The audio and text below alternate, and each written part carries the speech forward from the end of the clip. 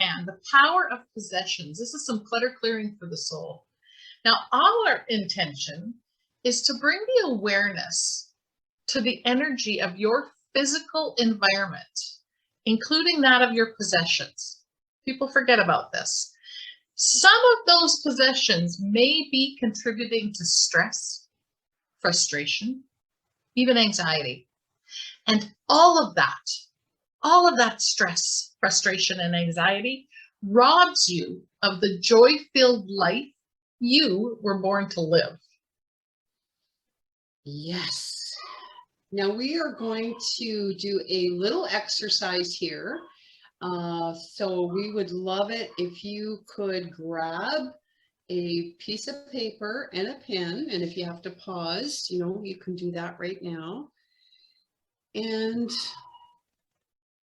once you have that, we're going to give you a few moments to complete this statement. I love. And just, write down everything that comes to mind.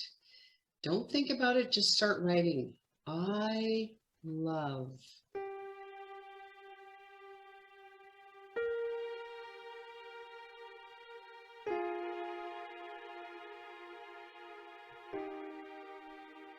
And we'll give you some notice when the time's just about up.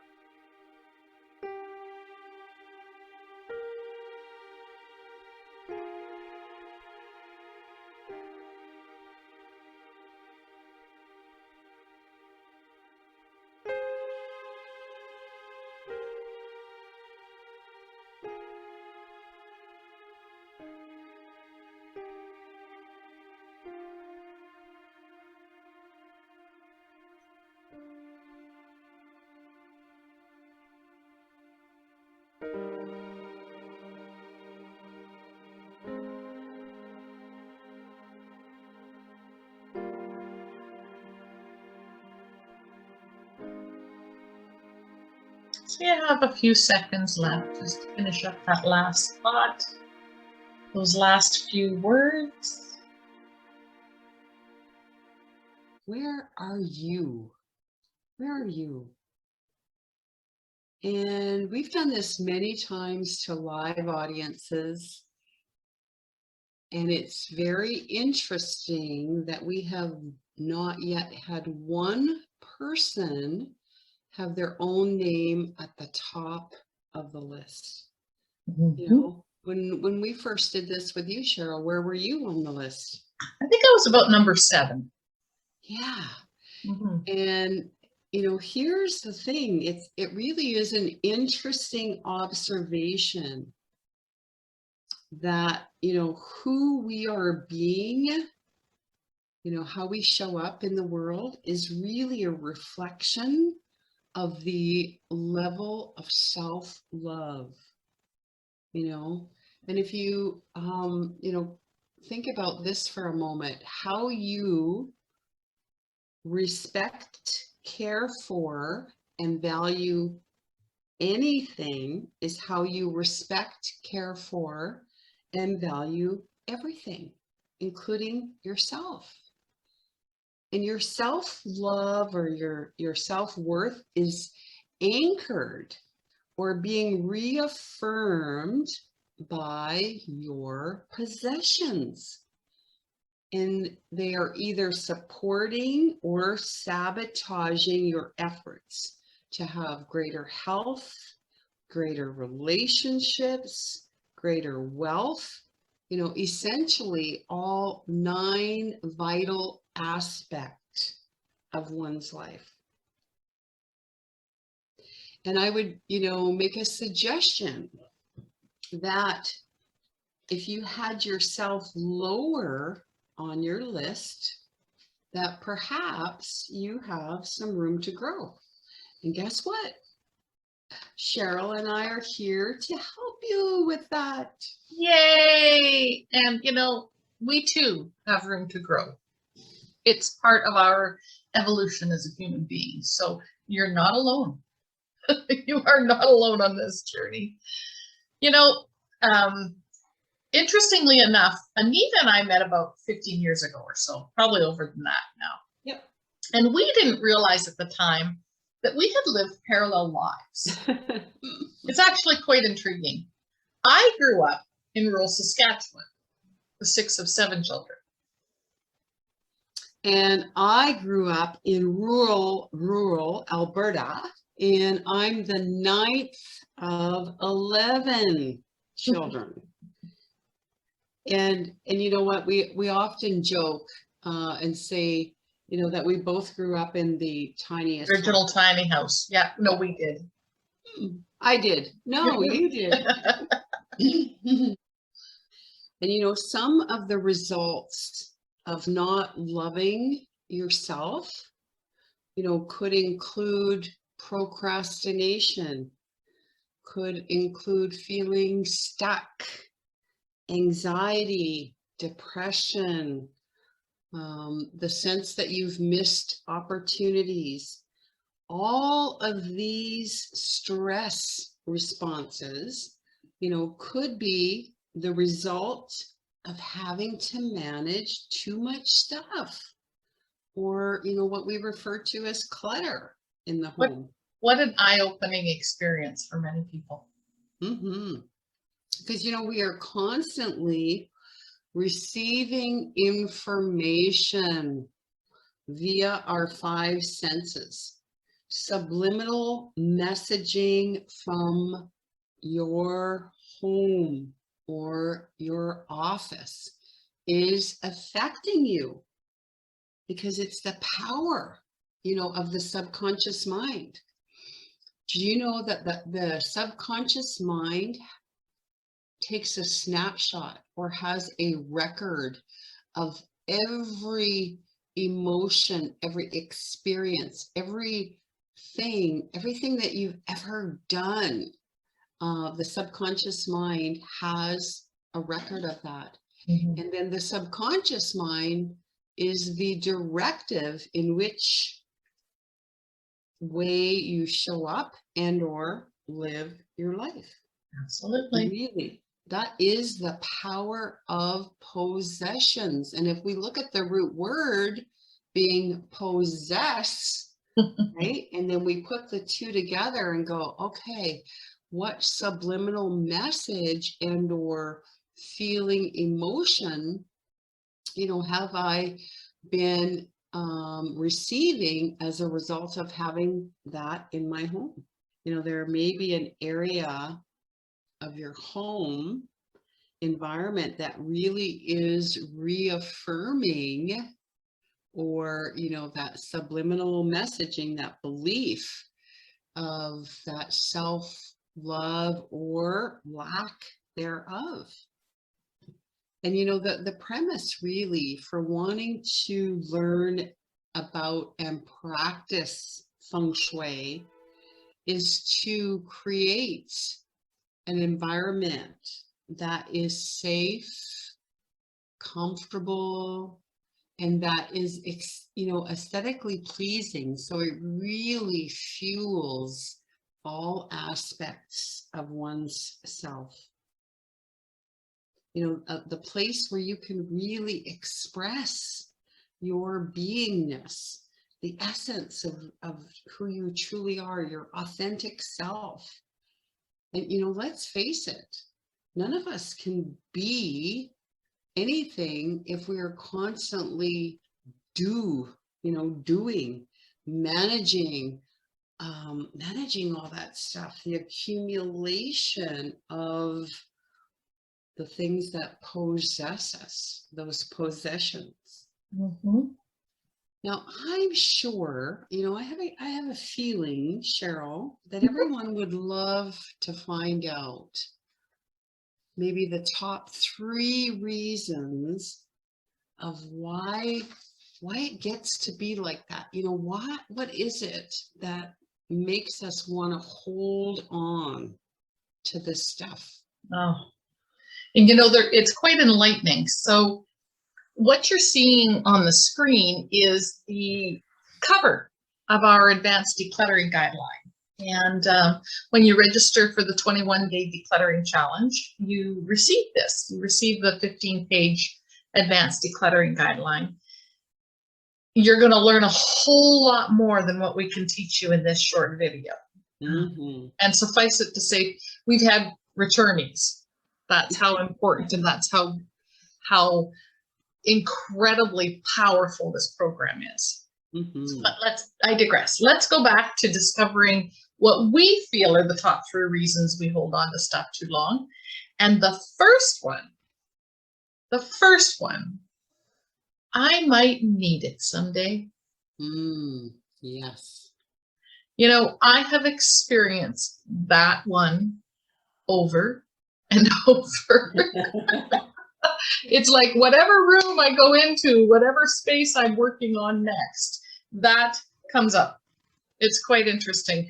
When we first did this, the very first time we did this, I worked in the garage and had a drawer. I called it my nemesis because it was so heavy and so full of stuff you could barely open it.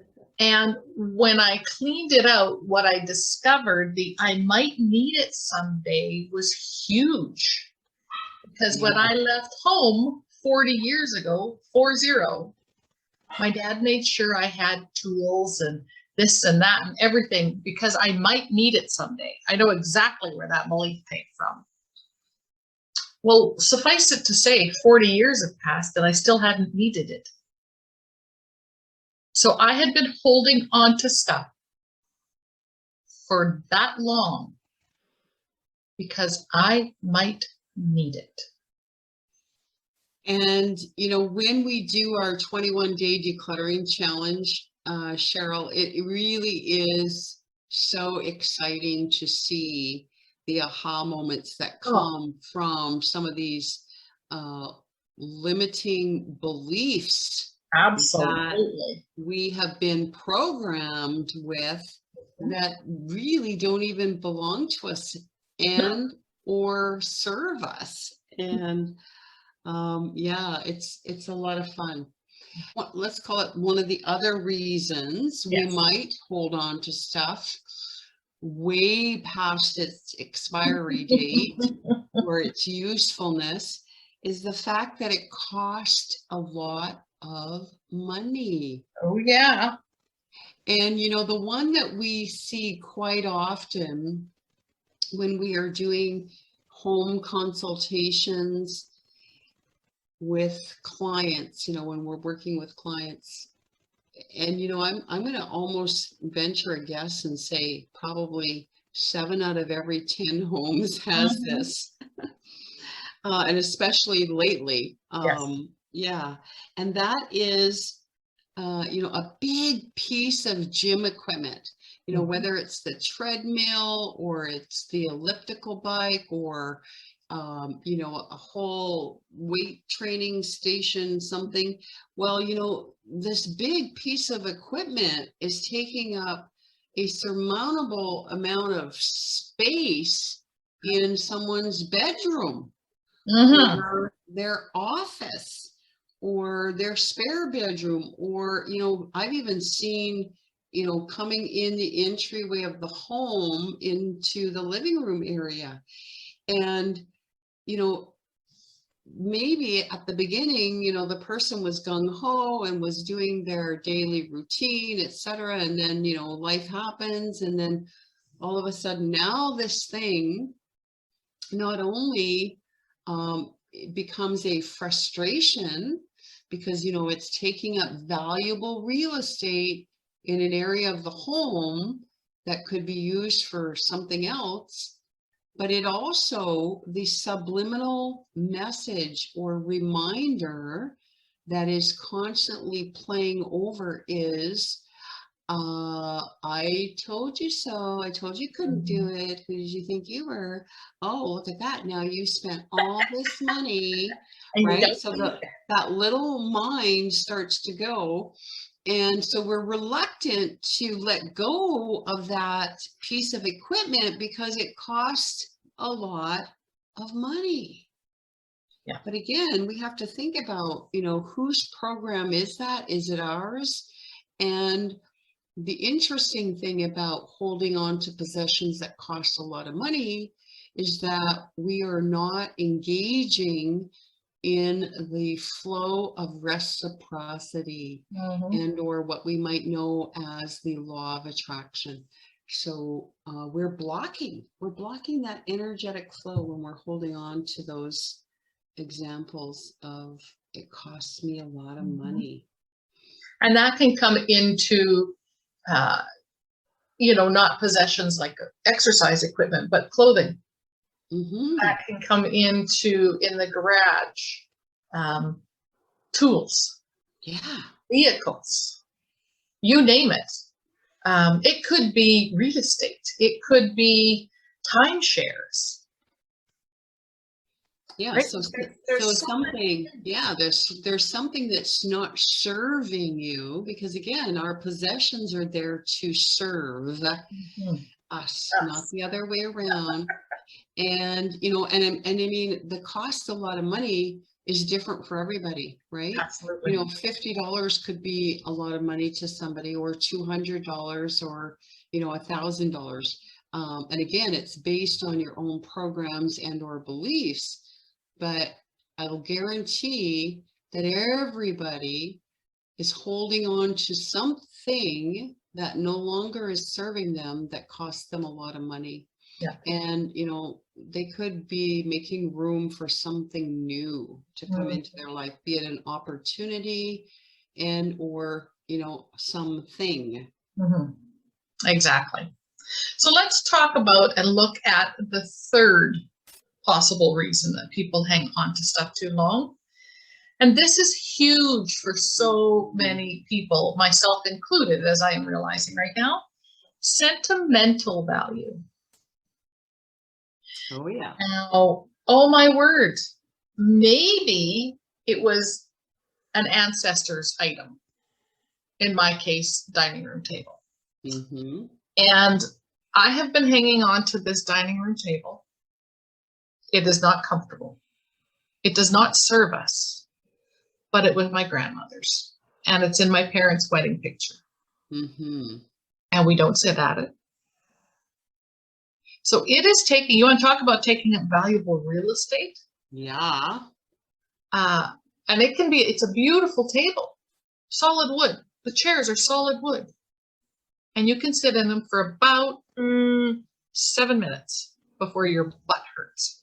Not safe, not comfortable. No, not comfortable at all. They're totally safe. They're not going anywhere, but they are far from comfortable. So when we look at sentimental value, it can be something along those lines. It could be something that was given to you at a special occasion or a special time in your life that's no longer serving you. In fact, a lot of people that come across the sentimental value have more of an issue with the guilt of letting it go than they do of keeping something that no longer serves them. Yes. Yeah, and again, those are all, disempowering, limiting beliefs. And again, we really go deep, and we help our 21-day participants get clear on what that is for them specifically. Exactly. Right. It's quite interesting because in doing this challenge several times, something that has been repeating, and we ask participants, so how does it feel now that that is cleared, or that you've let go of that item? And the consistent response is so good. Yeah. It's lighter, right? They feel like, there's just, it's like having those magic glasses on. There's a new perspective. And you know what? Let's show everybody, Cheryl. Yeah. What some of our past participants did.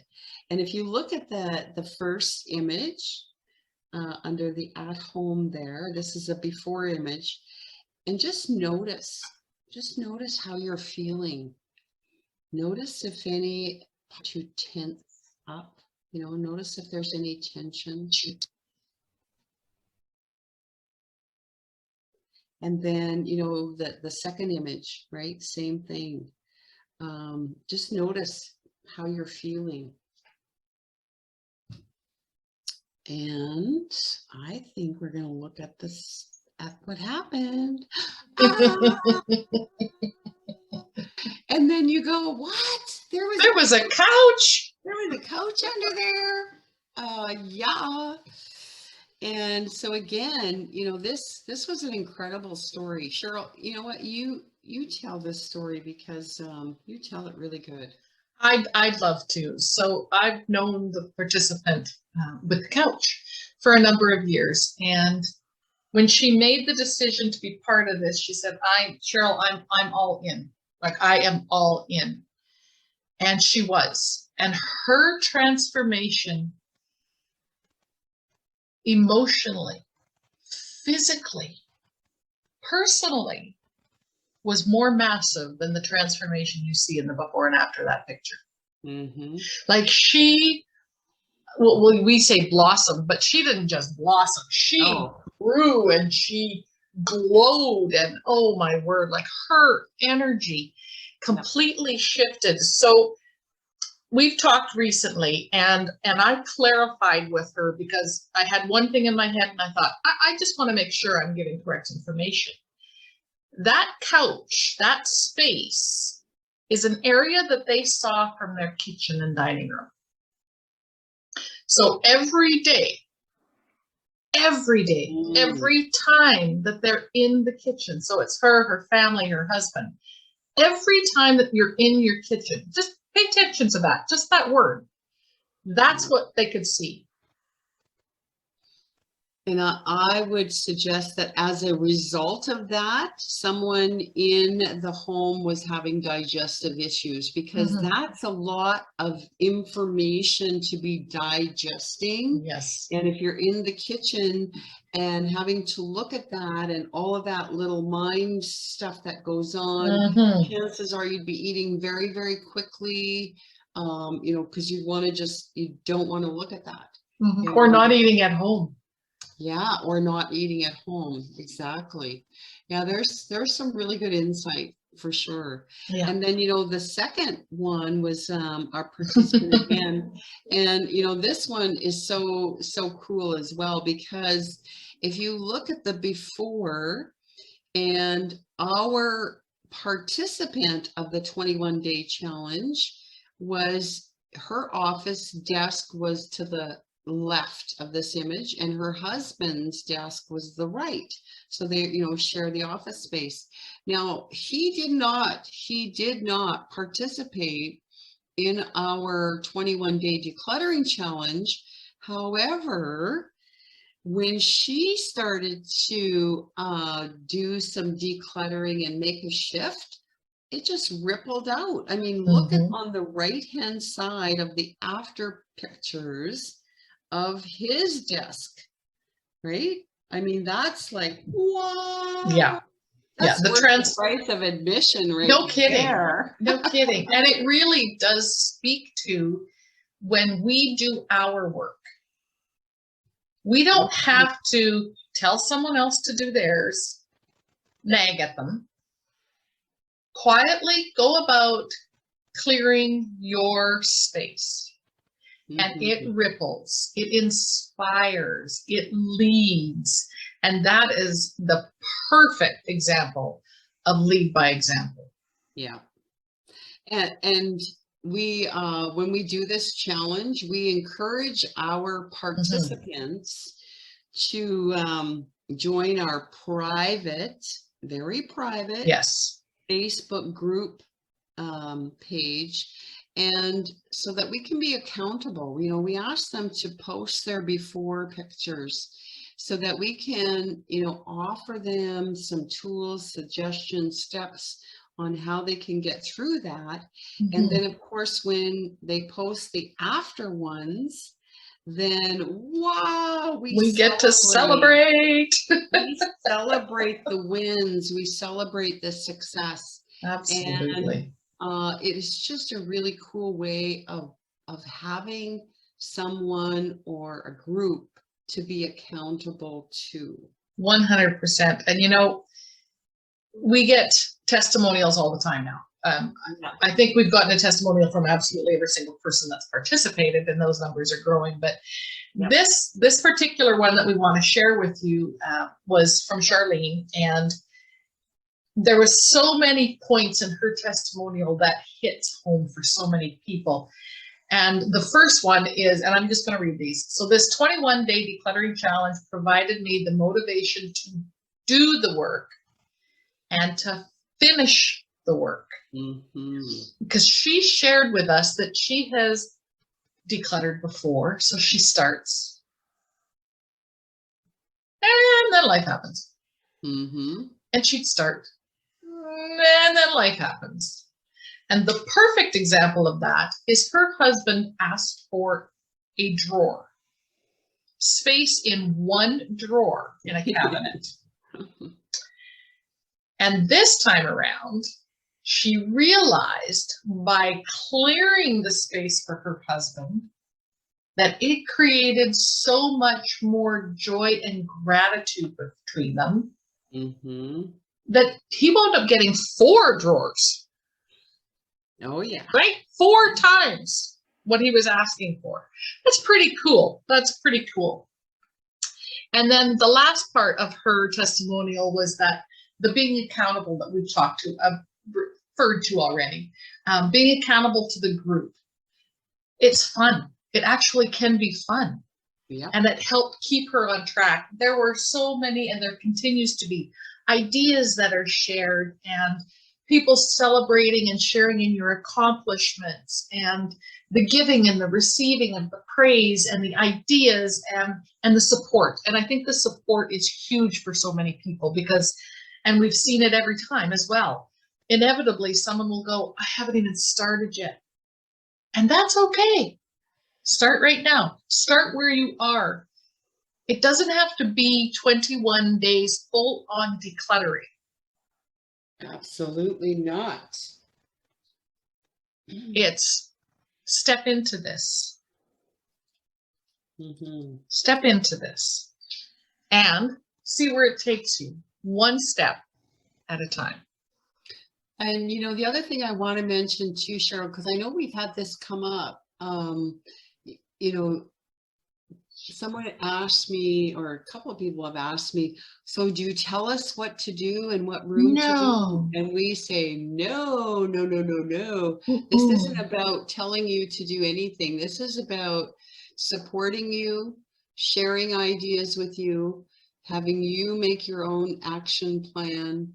And yeah, so yeah, it's not like Monday we do the bathroom and, you know, we don't do any of that. No, so no. Yeah, I just wanted to pop in there and just that's a really, that little note. Yeah, that's a really good point, Anita. And I'm going to reiterate too that the Facebook group is private, right? Because we've also had people going, well, I don't want everybody to see my pictures, and it's not everybody. It's the people that are working with us during that 21-day program.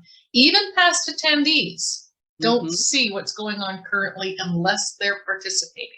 Right. No. Yep, it is literally very private. And because feng shui is a private journey.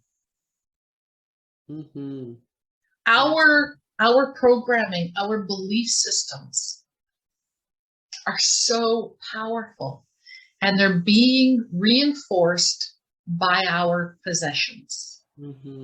And when you realize that that tchotchke that you pick up and you go, man, I've had this since I broke my leg when I was 6. And I've kept this as a memory. But I also discovered at that time that while I was in the hospital and the teacher sent me a box of chocolates and my brother ate them all, and I was told to just suck it up, that I'm not worthy. I'm not worthy of having my own things. I'm not worthy of having something new that's mine, that's not secondhand.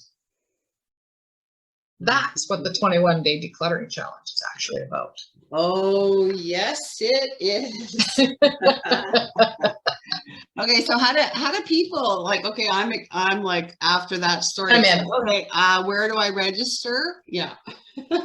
Just follow the links.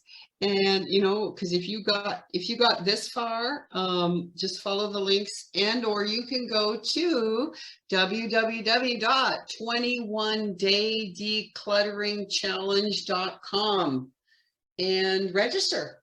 We'd Absolutely. love to have you. We'd love to support you and see how you bless and prosper. Thank you from Cheryl and Anita of Feng Shui with Anita and Cheryl.